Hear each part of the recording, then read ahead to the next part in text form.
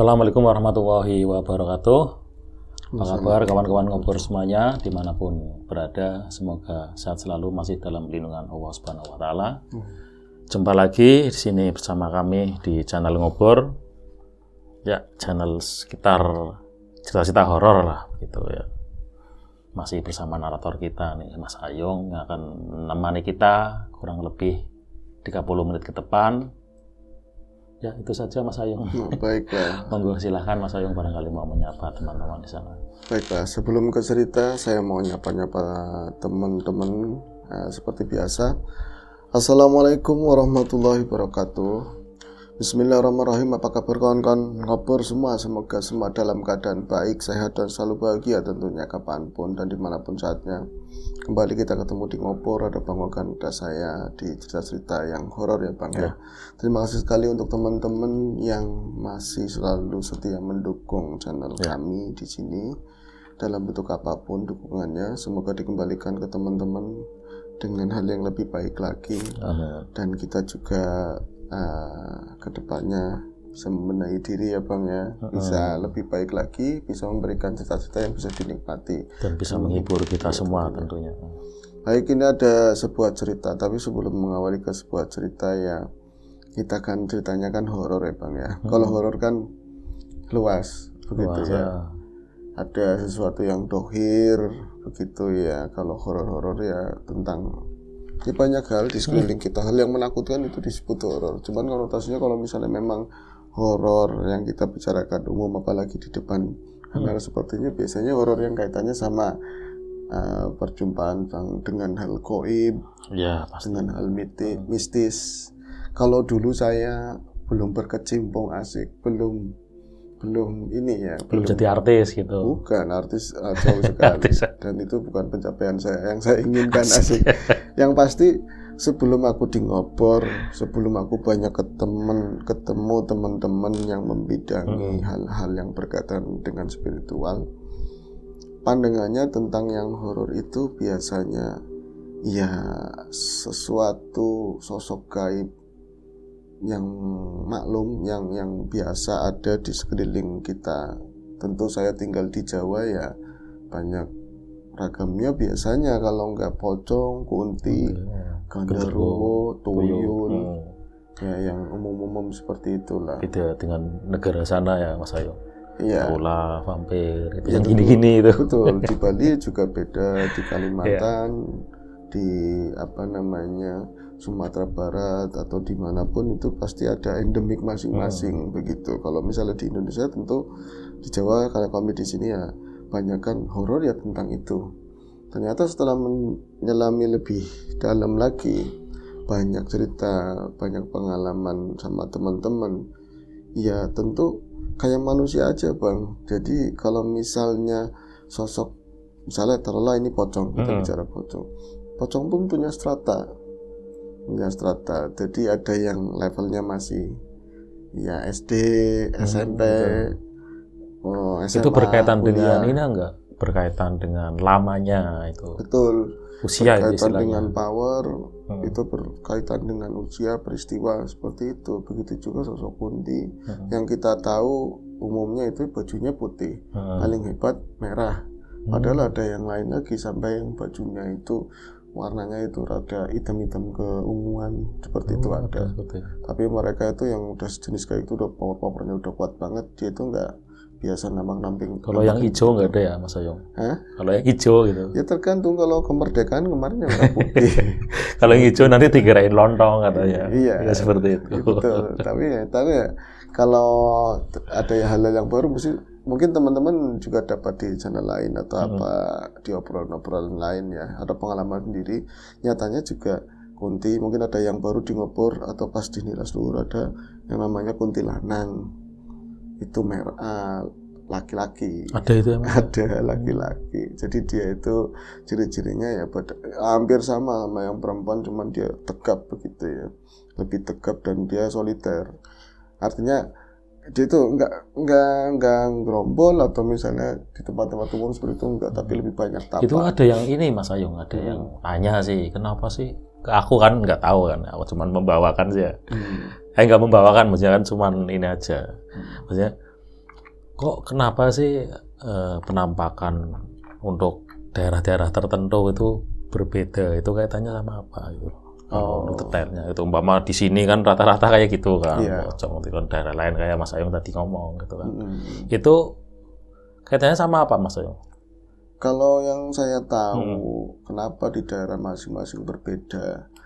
Kalau bangsa-bangsa gaib ya, taruhlah mereka yang haluan kiri kan niatnya dari zaman bahula, era-era penciptaan, tentu pengennya menyesatkan manusia. Supaya jadi kawannya yang abadi di sana, terjerumus dan lain-lain. Caranya antara lain menimbulkan rasa takut dari penampakannya yang serem-serem. Oh ya, kalau yang dipandang serem di sini itu apa gitu? Ya, ada yang gawat lagi, yang nggak nampak tapi menelusup ke diri kita. Wong dia itu bisa masuk ke pori-pori, bahkan satu kapiler darah, satu percik darah aja bisa ditempatin sama itu makhluk tersebut. Jadi nggak heran kalau misalnya dulu di acara tertentu ada ustadz tertentu ya, lagi dia itu menetralisir ataupun mengobati pasien yang terkena gangguan. Ya Allah, hancurkanlah kerajaan-kerajaan yang ada di ibu ini. Semua hancurkan. Itu udah kerajaan. Udah kerajaan. Dan kerajaan di dalam tubuh manusia itu bisa satu ruas ini aja bisa satu kerajaan. Nanti pusatnya ada yang paling gede, jadi bisa miliaran. Bisa gitu. Bisa miliaran seperti itu, karena bangsa mereka itu umurnya panjang, nggak mati lah seperti itu, Bang. Jadi ya kita hidupnya singkat di alam nyata begini ya. Ini alam dunia ya, alam nyata paling banter ya. Lama-lamanya kalau ngikutin Kanjeng Nabi 63 tahun. Ada tambahan biar itu bonus sedikit tapi gangguannya itu banyak banget. Iya, ya yang hidupnya memang ada iblis-iblis yang memang ditaruh di dalam tubuh manusia, memang haknya di situ buat goda. Ada juga yang dari luar. Nah, yang kita bicarakan banyak kan yang dari luar, yang dari luar, yang nampiang begitu, yang bisa keluar masuk, membisik segala macam. Jadi pertanyaan tadi, kenapa kok beda-beda kayak gitu? Ya bergantung sama cara kehidupannya masing-masing masyarakat di daerah tertentu. Apa-apa yang menjadi momok, yang menakutkan, kebiasaannya, dulu-dulunya apa begitu kan. Misalnya di Bali gitu ya, di sana itu ada sosok leak, ada sosok barong, rokoko, ya model-model banyak yang seperti itu ya. Banyak yang seperti itu, pocongan itu jarang. Nah kalau di sini banyakan ya orang tahlilan, orang meninggal diulesi yang seperti itu, ya sosok itu yang muncul. Di luar negeri vampire, Dracula. Nah niatnya ya tadi memberikan rasa takut dari tadi ya penampakannya mereka. Kemudian nanti mereka jadi gimana caranya sih nanya sama paranormal. Misalnya yang nggak lari ke arah yang lurus kan nanyanya sama ke dukun, taruhlah seperti itu. Oh ya harus nyuguh begini biar nggak ditakut-takutin. Nyuguh berlindung pada selain Allah, lenceng. Nah itu maksudnya kan seperti itu. Makanya nggak ada orang bilang nggak ada setan bunuh. Ya emang, tapi kan dengan caranya mereka. Untuk bantuan dari manusia sendiri yang bersinergi sama mereka. Panjang kalau diomongin. Nah ini cuman pembukaan lumayan ya Bang, mau 10 menit. Sosok kita ada cerita, saya ada cerita. Dan tadi juga Bang Ogan sempat sounding di part kita masuk ya Bang ya. Kalau lagi rame di kampungnya Bang Ogan belum lama ini itu kemunculan sosok kuntilanak ya Bang. Bukan kemunculan ini Mas Ayung, berarti bukan muncul ya?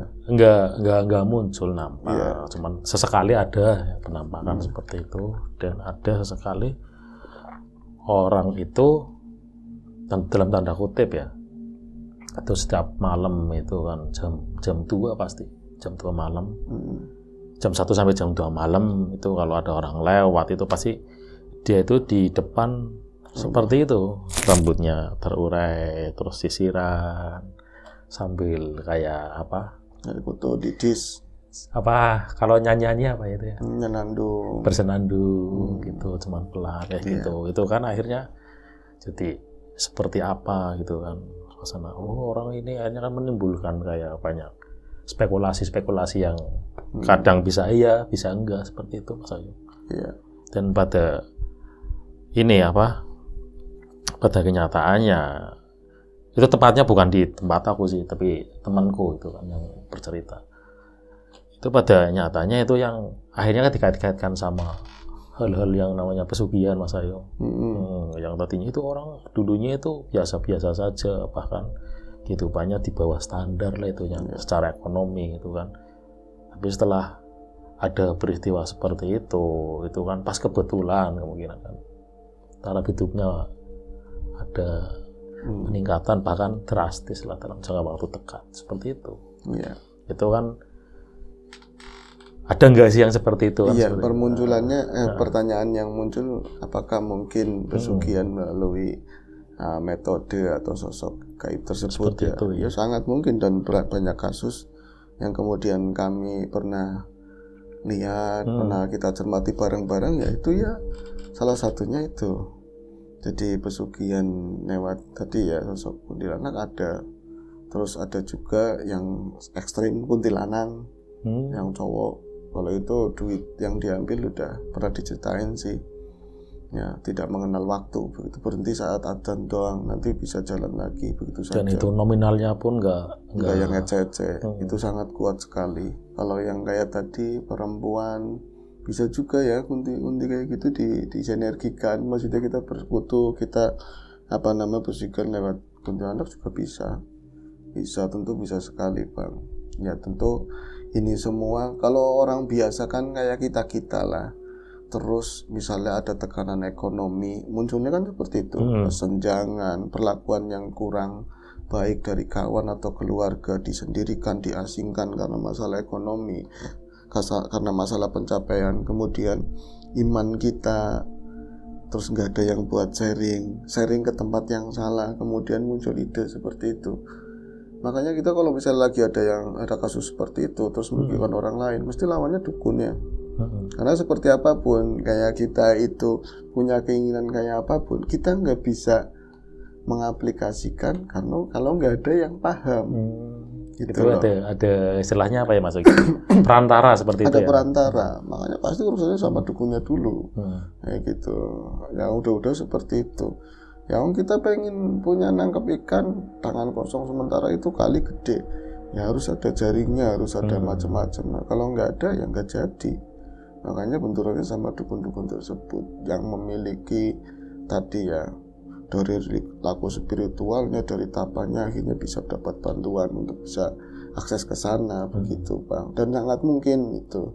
Nah, ini ada tambahan sedikit cerita, ada obrolan tadi sekilas ya. Nah, kita harus menghindari itu semua yang pasti. Yang dapatnya instan, nanti hilangnya juga instan ya, belum lagi pertanggungjawaban yang nggak pernah selesai. Kalau mengenai sosok itu, kenapa muncul sosok itu, ya ada kisahnya. Dan dulu pernah juga sama teman-teman di Nulas dulu bahas apa itu kunti, kenapa dulunya seperti apa, seperti itu. Dan beberapa yang udah jadi itu dan menyesal, mereka itu mau keluar itu susah banget karena udah terkait sama iblis atau apa yang mengikat mereka lah. Jadi kebencian yang belum selesai. Itu ada gini Mas Ayung, ada perjanjian khusus enggak istilahnya, seperti umpama nih aku dalam keadaan terjepit nih masalah ekonomi dan lain-lain kan ya, yang akhirnya belok ke kiri kan seperti itu Mas Ayu. Nah itu seperti aku umpama lewat ya dukun ya, perantara itu yang akhirnya ke sana dan bisa melakukan dengan media apapun lah, contohnya makhluk-makhluk itu ada nggak perjanjian itu seperti itu?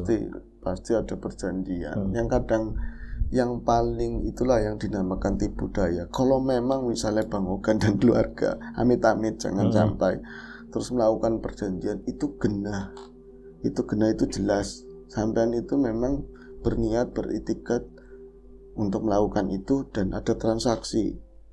Konsekuensinya jenengan tahu. Yang kadang-kadang nyebelin itu kan bukan begitu, tapi terjebak. Misal saya itu lagi ada kesulitan ekonomi di dagang, saya cerita di tempat yang salah atau sama teman yang salah, misalnya jenengan. Terus yuk datang aja ke sini, ke orang tua saya, orang tuain. Oh, saya buktinya setelah datang ke sana aja, warung hebat banget usaha saya begini gitu kan. Masuklah saya ke sana. Alih-alih ikhtiar gitu. Alih-alih ikhtiar. Kita itu saking awamnya di dunia tersebut, nggak pernah tahu peluru apa yang dilontarkan sama tadi spiritual tersebut. Kita nggak pernah tahu teken-tekenannya gitu. Tahu-tahu itu mengikat, Bang. Itulah tipu daya itu semacam itu, udah kelasnya seperti itu. Dan berapa kasus pernah mereka nggak ngerasa saya perjanjian dengan ini dan ini, nggak pernah. Tapi pernah memang datang ke dukun tersebut. Dia itu semakin banyak pasien yang ikut sama dia, powernya semakin gede. Bagi yang pepundene ya banyak yang lebih sesat lagi, dia semakin kuat juga. Seperti itu, sama ada simbiosis mutualisme. Tapi yang dirugikan ya orang yang datang ke situ. Mungkin dapat tadi ya tambahan ekonomi sudah lumayan, tapi kan tetap aja nggak berkah. Ya kan, tetap aja cuma nilai, tapi digunakan manfaat apa enggak? Nggak ada sesuatu yang gratis lah intinya itu pasti ada. Tipu daya, semua itu tipu daya. Makanya kita tetap belajar itu wajib, pengetahuan itu harus. Jangan bilang kan apa, oh yang gaib mah gini-gini, loh Gusti Allah cuma gaib, ya kan, begitu. Kita harus banyak belajar begitu. Untuk apa? Bisa menyingkapi atau memilah, jangan sampai kejebak loh. Kalau menjebakkan diri emang kita niat, ya kan. Kalau terjebak kan angel. Yang seperti itu yang nggak sengaja, nggak sengaja, ya tahu-tahu gitu kan. Dan kadang-kadang keturunan juga begitu. Ini perjanjian sama Bang Ugan di tahun 19 berapa. Saya pengen punya kekuatan, saya pengen punya kekayaan, bersinergi, melalui spiritual tentu, dukun tingkat tinggi dulu, terus dengan sosok tertentu, sampean sugih, jaya, sampean mati, ilmunya kan nggak mati, ilmunya nggak mati, si jin tersebut, si iblis tersebut tetap nyari keturunan ke bawah terus, kalau nggak diputus, ya selamanya, gitu. Jadi ya inilah apa namanya. Kita wajibnya ikhtiar, berusaha selama kita hidup ya, tetap rezeki itu ada. Tergantung kadang-kadang kita memilihnya yang mana, ya itu ujiannya seperti itu. Makanya sulit di dunia itu, sulit itu pantas. Tapi kalau orang-orang yang isi listening, isi going, malah lebih enak yang seperti itu. Yang penting saya melakukan, ini nggak cocok saya ganti lagi. Berusaha seperti itu aja, yang positive thinking terus. Tapi jangan pernah sekalipun pengen nyari yang instan seperti itulah. Ini jadi ngomong-ngomongnya seperti itu. Ya sedikit sharing di ngobrol berbeda ya hari ini ya Pak. Tapi tadi kembali lagi ke sosok Kunti, itu banyak kan liatin itu kalau nggak di pohon-pohonan gede, ya di depan rumah, di pojok-pojokan. Kayak saya dulu kecil berapa kali wirawiri kalau mau beli sesuatu, warungnya agak jauh, kiri kanan itu kebun. Dan itu ada rumah paling bagus dulu, itu sudah pakai lantai yang marmer itu. Marmer kan prosesnya di macam-macam. Hebat banget, luar biasa itu rumah itu. Kami bahkan kepala desa aja nggak pakai itu, masih pakai tekel, dia ada marmer. Itu di pojok rumah. Asal sudah lewat maghrib aja, itu kan sepi, hening, cuma ada binatang malam, suara binatang malam, jangkrik, cengkerek, macam-macam. Saya lewat sama saudara atau sama kakek atau sama nenek pasti ada. Kalau nggak di pojok sebelah kanan ya kiri, dan posisinya nggak jauh Bang, pasti lagi selonjor, gaun ke depan lah gitu. Terus rambutnya pasti lagi dipilin-pilin, didis, bahasanya didis itu kayak nyari kutu. Padahal ya masa ya setan kutuan, berarti kutunya kutu goib dong. Ya kan, ya karena memang rambutnya tergerai panjang. Dan kalau misalnya kayak kakek atau saudara yang udah biasa ngeliat, mereka langsung itu sosok itu, dan mereka itu keep silent supaya cucunya atau ponakan ini nggak takut. Kalau saya tentu nggak paham, malah ngeliat, tapi siapa ya itu yang punya rumah, nyangkanya yang punya rumah. Nanti yang ngomong, "Bah, itu di depan lagi ngapain sendirian, kadang-kadang disapa, wah lagi ngapain gitu, lagi apa jenengan lagi ngapain, sudah jalan aja, itu kan kalau siang baik, sering ngasih mangga, kadang-kadang saya mau madrasah, sini ditambahin karena masih saudara, ditambahin uang sakunya, masa ada duduk di depan saya nggak nyapa, ternyata itu bukan, itu sosok Kunti Bang, Kunti, tapi nggak pernah lihat mukanya, itu pasti posisinya lagi nunduk lah, seperti itu. Nah, ada juga pas lingkungan, pas dilihatin sosok itu di depan mata, jangankan kita bicara, tadi ya ada strata-stratanya, saya pahamnya itu pocong, Kunti, Gondorwo, Tuyul, ternyata makin kesana makin susah-susah, makin angel-angel, sampai yang tanduk, sampai yang Lucifer dan lain-lain ke saya itu banyak banget Bang. Tapi ya kayak manusia ada yang awal, ada yang belajar, ada para wali dan lain-lain, itu sama, itu kan seimbang.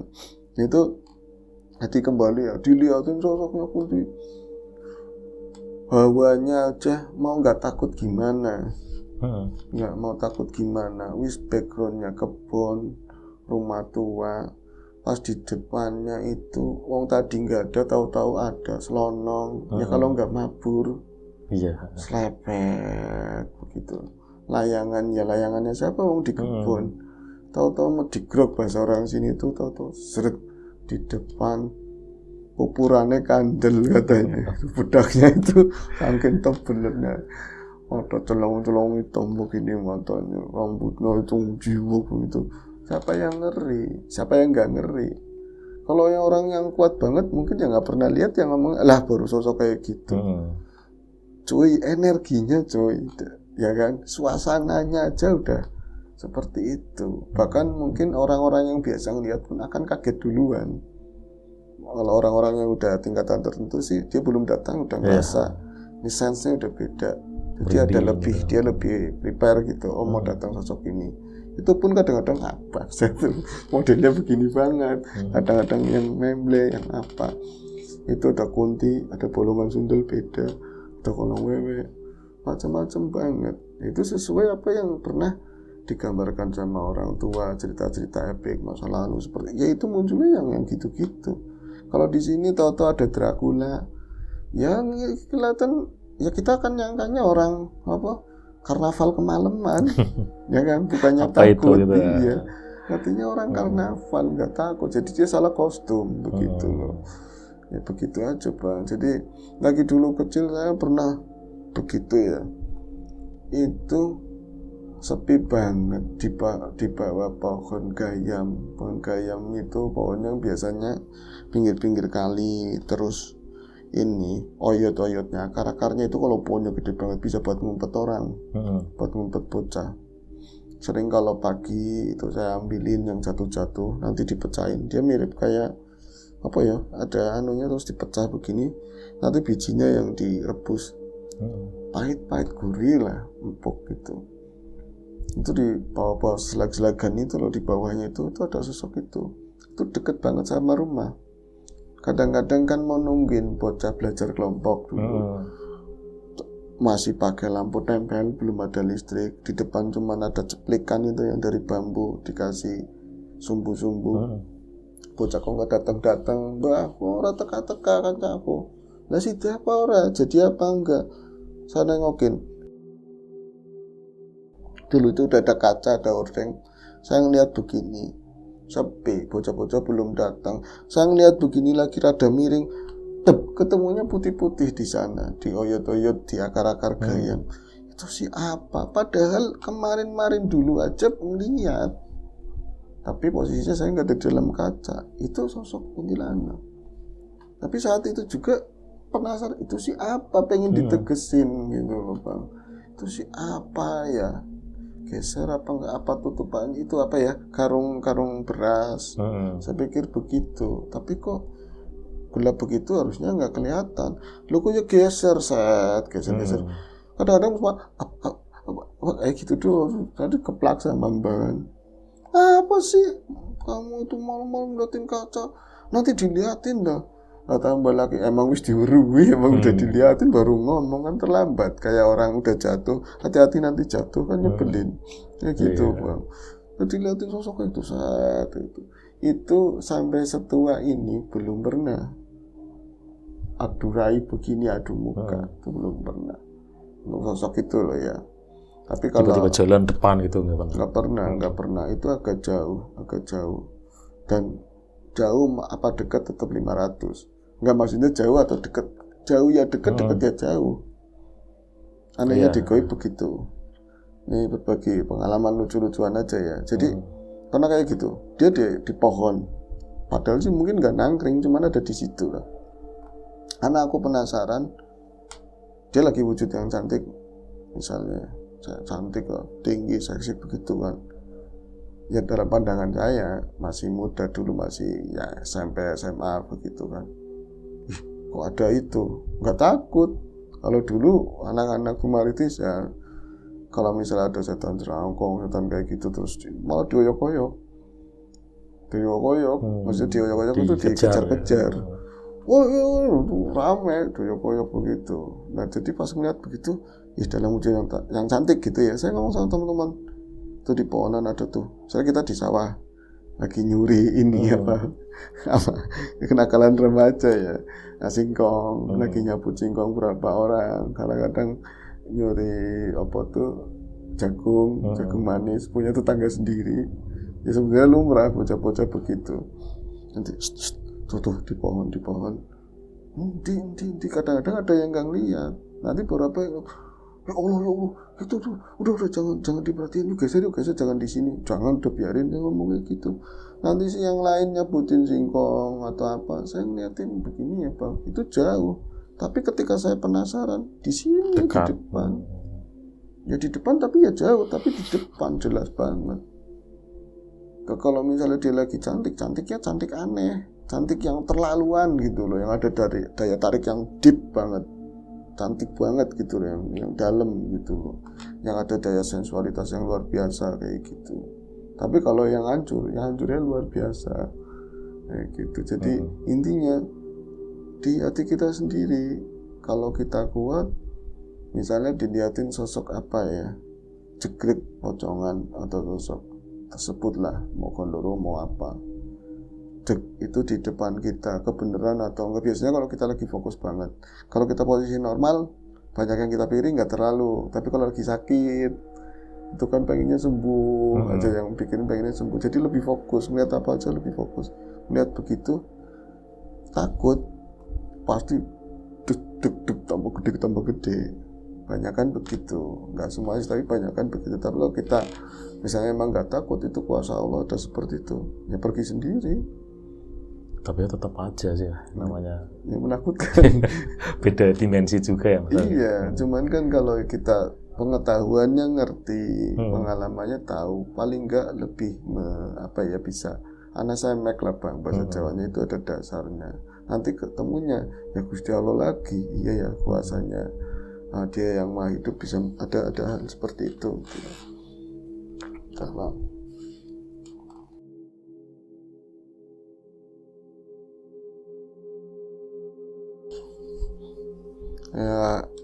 ya ada hal seperti itu. Kayak orang juga, misalnya orang Jawa sukanya begini-begini, orang ini kebiasaannya itu, budaya begitu. Dalam setiap makhluk itu pun ada ciri khasnya masing-masing. Pocong kebiasaannya begini, munculnya di dapuran pisang, sukanya di situ-situ ya.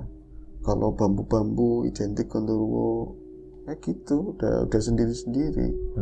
Udah passionnya seperti itu. Udah passionnya macam-macam. Itu bangsanya mereka, seperti kita aja sama. Cuman kalau misalnya aku pengen lihat biar rame, ngapain pusing-pusing? Yang nggak ngeliat aja banyak kali udah pusingin kan. Nanti ketemu begitu malah stres. Horor-horor yang sebenarnya ya yang kelihatan ya Mas Ayo. Kolektor itu. Ini ngobrolin tentang tadi ya beberapa sosok endemik ya, termasuk tadi Kunti. Ya berbagi pengalaman aja Bang. Siapa tahu apa yang saya pernah alami, saya rasakan ada hal baik yang bisa buat perbandingan buat teman-teman lah. Iya, teman-teman juga punya pengalaman yang berbeda, monggo komen-komen. Yang pasti bukan seru sih, cuman kalau untuk saya pribadi lebih menguatkan aja bahwa ada sisi lain di sekitar kita dan kita harus lebih arif untuk hal apapun itu loh, Bang. Iya, kalau kita mau nyari-nyari virus nggak usah dicari, kita sifatnya apa itu akan nempel sendiri. Yang tukang ngomel, tukang makan terus, nyakitin orang lain, datang sendiri masuk ke pori-pori ke apa ke kita. Tuh, dengerin saya. Itu aja. Ya itu Bang.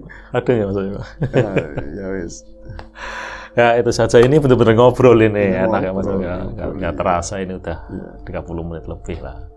Ya itu saja untuk obrolan kita kali ini. Semoga bermanfaat dan menghibur kita semua. Sampai jumpa di ngobrol selanjutnya. Mungkin masih sama saya atau sama Mas Riam Biru. Itu saja dan kami akhiri. Wassalamualaikum warahmatullahi wabarakatuh.